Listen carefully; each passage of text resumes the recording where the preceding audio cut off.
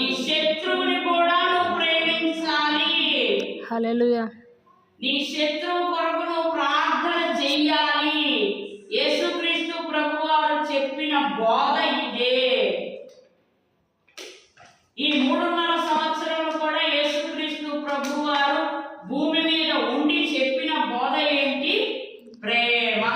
ఎవరిని ప్రేమించాలి? ప్రతి ఒక్కరిని ప్రేమించాలి, ప్రతి మనిషిని ప్రేమించాలి. మన అవసరాలు తీర్చే వాళ్ళని ప్రేమించడం కాదు, మనల్ని పలకరించిన వాళ్ళని ప్రేమించడం కాదు, మనకు అనుకూలంగా నడిచే వారిని ప్రేమించడం కాదు, మనం చెప్పిన మాట వినే వారిని ప్రేమించడం కాదు. ఎవరిని ప్రేమించాలి?